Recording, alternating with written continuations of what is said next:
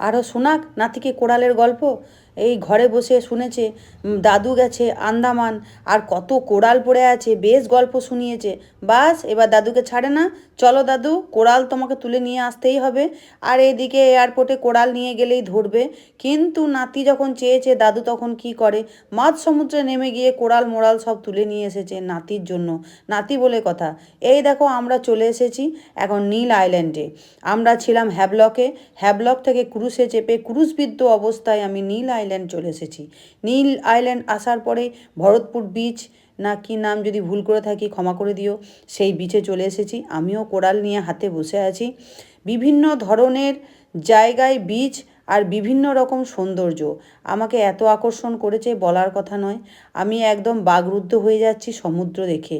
আর তার সাথে গাছগুলোও প্রকৃতি এইভাবে সৃষ্টি করেছে যে কোনো ছাতার দরকার পড়বে না, কোনো রকম চেয়ারের কোনো দরকার পড়বে না। চুপচাপ একটা পলিথিন কিনে নাও আর এখানে বসে পড়ো, সুন্দরভাবে বসে পড়ো গাছের ছাওয়াতে। মনোমুগ্ধ করে যদি চান করতে না চাও তো পাড়ে বসে বসে বসে দেখো সমুদ্র কীরকমভাবে তোমাকে দেখাচ্ছে।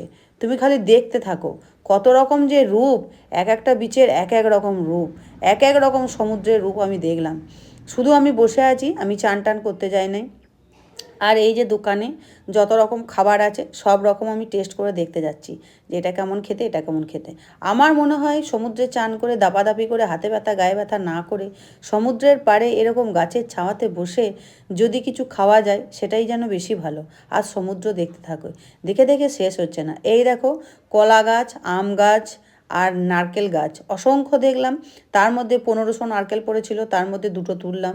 পচা হবে কি না, বেশি যেটা তুলছি সেটাই দেখছি পচা। বেশি সময় আমার হাতে নাই, তার সঙ্গে রোদ গরম, আর তার সঙ্গে ফোনের টাওয়ার নাই। তো কোনো আমগুলো তুলে নিলাম, একখানা পিসিমুনি চাইলো, আবদার করে আমি দিলাম। সিনিয়র সিটিজেন কোথায় আম তুলবে, তাই জন্য দিলাম। বিছিয়ে আম পড়ে রয়েছে কিন্তু সব পোকা। তো এই হলো অবস্থা। একটা পোস্টও করতে পারবে না, একটা কিছুই করতে পারবে না, কারণ আমার জিও সিম। জিও সিম এখানে একদম ফুটুস ঢুই। এখানে চলে বিএসএনএল, এখানে চলে এয়ারটেল। এয়ারটেলে শুধু মানে তোমার ফোন করা যাবে, আর কিছু না। আমি যে কটেজে ছিলাম, কটেজটা আমার অপূর্ব লেগেছে। যদি আমাকে একেবারের মতন দিয়ে দিত আমার সেটা বেশি ভালো হতো। আমি এরকমই ঘর চেয়েছিলাম, কিন্তু আমার ঘর হয়ে গেছে বড়সড়, খুব কষ্ট হয় কাজ করতে। আর এইরকম যদি ছোট একটা ঘর হয়, একটা রুম, এসি, কি সুন্দর একটা বারান্দা বসার জন্য, একটা সাথে রান্নাঘর থাকলেই হয়ে যেত, পায়খানা বাথরুম অ্যাটাচ।